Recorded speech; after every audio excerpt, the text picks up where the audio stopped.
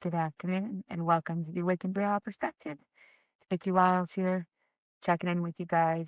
Want to see how you are doing in this world right now during this crazy holiday season.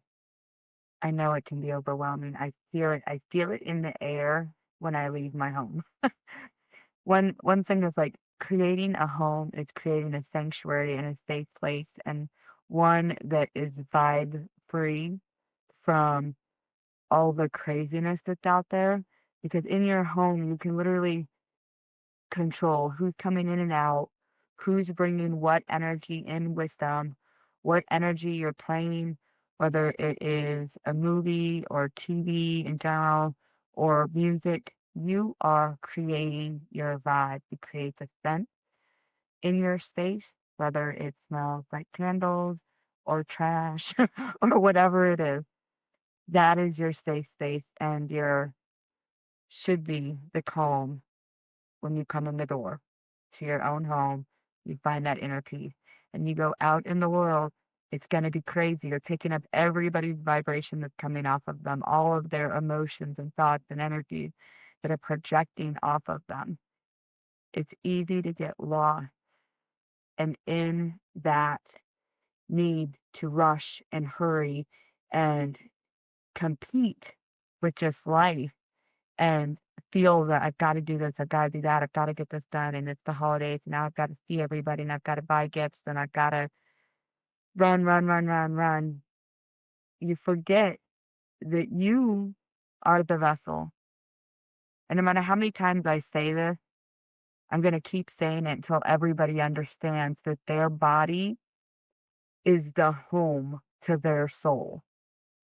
Your body and your nervous system all matters. It's going to help you whether you are thinking good thought and living a positive life, having a positive life experience, being joyous and loving and kind.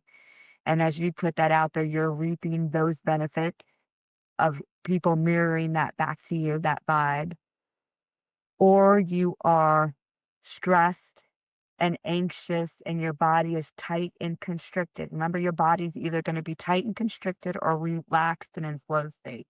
When you're holding everything in, all that tension, you're likely to have stomachache, chronic diarrhea, headache, racing thought, not sleeping well at night, all the things that your body will do to react to the tension it's living in, that state of nervousness.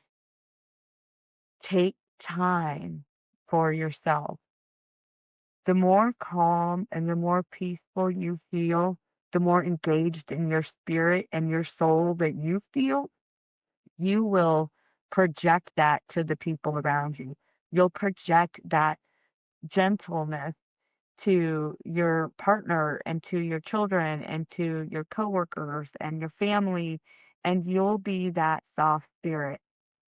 One thing for me that I had to learn in this body was being raised up in such a dark, evil environment of chaos and abuse.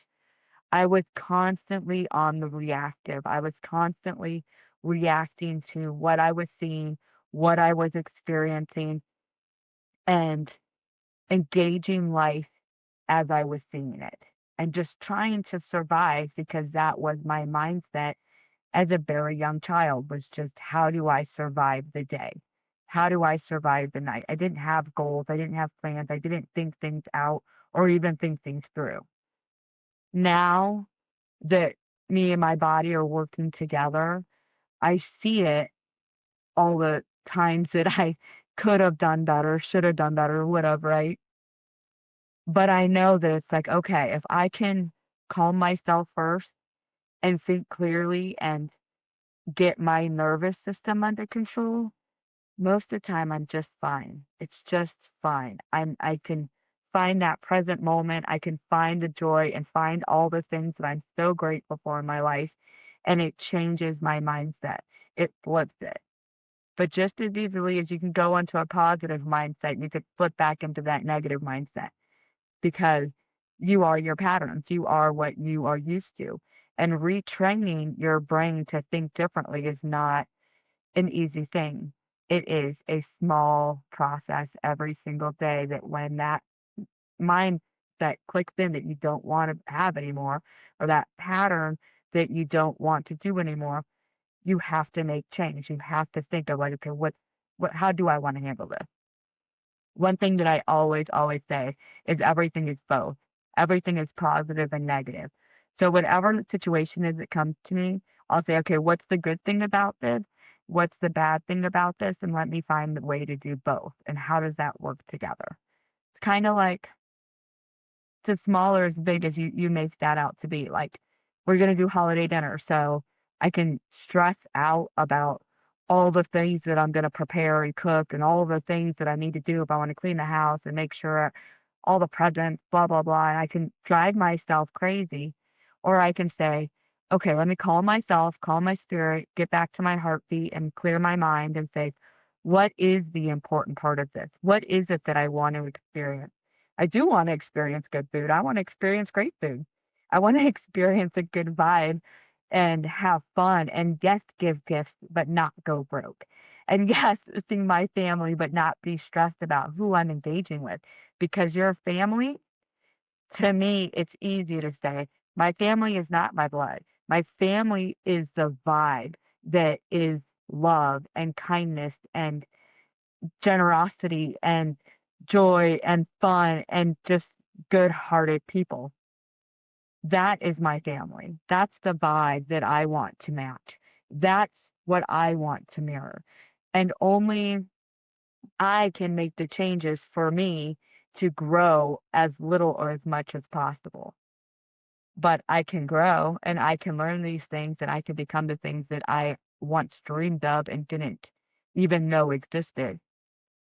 Growing up, I had to watch TV shows to see, like, okay, this is what a normal family looks like. Like, I watched The Cosby Show and Roseanne, and all those shows were my influences of what other houses looked like.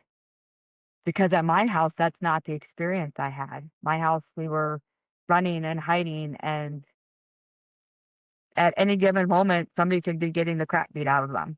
And at any given moment, you could have triggered something that you didn't know until you were getting your hair pulled and you were getting thrown down on the ground or across the room. It was a constant walking on eggshells in fear for your physical being, especially as a child. You have no sense of you can, beat up, your parent. Um, You're just a little itty bitty thing, and I was a really small kid. I didn't have any height on me at all. I'm only 5 foot now. So you learn to adapt to what you know. You only know what you know. And I didn't want that to be my future. So I started learning how to become what it is that I wanted to be and not just fake it till you make it. I wanted to embody that spirit, that vibe. And the only way I could describe it to you with the words that I have is your nervous system is a key to getting you to that spirit. Because if you feel your body and it's tense and it's rigid, it's like that way for a reason. And if you have chronic thoughts going through your head and a negative mindset and negative thought patterns happening all the time, then you're not focusing on what you're capable of. You're not focusing on the ability you have to be the energy that you lacked in your life, to be the key to switch it. A lot of people talk nowadays about, the healers and how they were born into families to fix generational curses, to be the breakers of those patterns. And a lot of those people have broken away from their families and have started new families on their own because they didn't want to keep that energy around new life, their kids, their children. They didn't want them to grow up and see the way their family was. For me, that's what I did. I kept, well, My dad's family did like basically they disowned us. So I've never really had a relationship with them since I was like 12. And my mom, it was really just her and my siblings. And then we didn't have any like we didn't have aunts and uncles or any of that. So you don't know what you don't know, and you don't know what experiences you could have until you let yourself have it. And grief can hold you back a lot too, like feeling like you don't deserve to be happy because somebody else isn't here for it. You know, like my sister passing away at such a young age. I held on to that grief for a long time, feeling like if I was happy that somehow I was doing her a disservice. But also I can honor her spirit and, you know, the presence that she had in my life at that time and experience a life that she deserves to experience as well. So life is what you make of it. And these holidays are definitely going to be what you make of it. And this is a long ramble, and I feel like I've been all over the place, but that's okay. That's going to happen. And I know my head gets spacey and I have all these thoughts coming in, but I definitely want to share with whoever's out there listening that anything is possible. And I truly, truly mean that. Anything is possible. Your beliefs are key to who and what you do in your life, how you participate in this journey, how you show up in your life is 100% how you believe you will.